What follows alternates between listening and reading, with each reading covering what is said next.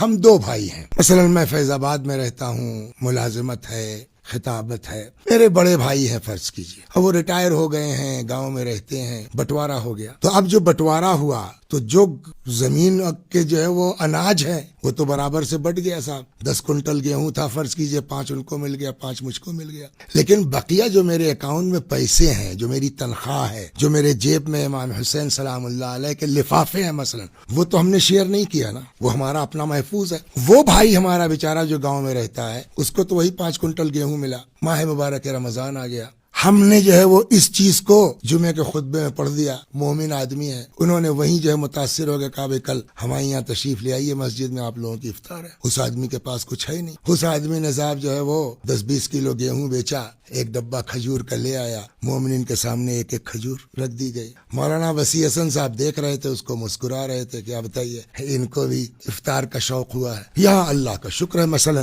اب ہم نے وہیں اعلان کر دیا کہ کل بھی آپ حضرات تشریف لائیے گا، کل بھی انشاءاللہ افطار ہوگی۔ اچھا ایک چیز اور کہہ دیں کہ اب جب لوگوں کو ایک ایک کھجور ملی افطار کے لیے تو اب ہر آدمی نے منہ بنانا شروع کیا، بھائی جب اوقات نہیں تھی تو کیوں بلایا، جب نہیں کھلا سکتے تھے تو دعوت کیوں دی؟ تو سوال یہ کہ آپ نے روزہ رکھا تھا خدا کے لیے نا، اگر واقعا خدا کے لیے رکھا تو جیسے 15 گھنٹہ ویسے آدھا گھنٹہ اور صحیح، نماز پڑھ لیجئے، کھجور کھا کے پانی پی جائیے، اپنے گھر کھائیے گا، مومن کو بے عزت تو مت کیجیے۔ لیکن بہرحال وہ اس سے بہر ہم نے دوسرے دن کا اعلان کر دیا، ہماری اوقات تھی، ہم نے خوب زبردست انتظام کیا، مارکیٹ میں جتنے طرح کے پھل تھے، کرنا چاہیے لیکن کسی کو ذلیل کرنے کے لیے نہیں، کسی کو ہلکا کرنے کے لیے نہیں، کسی کے مقابلے میں نہیں، جتنا آپ کھلا سکیے کھلائیے، جتنا آپ لوگوں کو جو ہے خدمت کر سکتے ہو خدمت کیجیے۔ اس لیے کہ روایت کہتی ہے من موجبات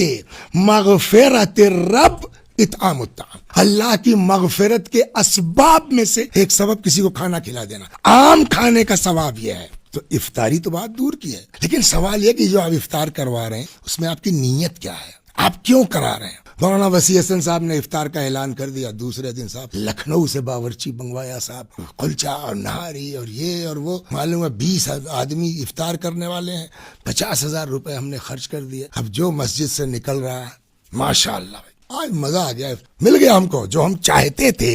وہ ہم کو مل گیا، اور پھر اس بیچارے پہ جس نے کل خالی ان کو بھی شوق ہوا تھا، ابے اوقات نہیں تھی تو کیوں بلایا؟ پیغمبر نے کیا فرمایا ہے، اتقوا النار ولو بشق تمرۃ، بجھاؤ جہنم کی آگ کو، بچو جہنم کی آگ سے۔ مرنا تو دونوں کو ہے نا، ہم بھی مر گئے، وہ ہمارے بھائی مثلا جنہوں نے صرف ایک کھجور دی تھی افطار میں وہ بھی مر گئے، قیامت میں پہنچے، معلوم ہوا ان کے لیے تو آگ گلزار ہو گئی ہے، ان کا معاملہ پار ہو گیا۔ 10 روپے خرچ کیے تھے انہوں نے، ہم نے 10,000 خرچ کیے تھے، ہم سے کہا گیا بھائی آپ کا تو کوئی ثواب ہی نہیں ہے۔ میں نے کیوں؟ اس آدمی نے 10 روپے خرچ کیے افطار پر، اس کو تو جہنم سے بچا لیا گیا، ہم نے 10,000 خرچ کر لیا ہمارے لیے، اور کہا اس نے 10 روپے خرچ کیے تھے میرے لیے، تو جو مقصد تھا اس کا ہم نے اس کو پورا کر دیا، دے دیا۔ تم نے جو ہے 10,000 خرچ کیے تھے پبلک کے واہ واہ کے لیے، وہ تم کو مل گیا دنیا ہی میں۔ یہاں چاہتے ہو تو جاؤ بات کرو جن کے لیے تم نے افطار کیے، وہاں وہ یہ کچھ تم کو دلا سکتے ہیں۔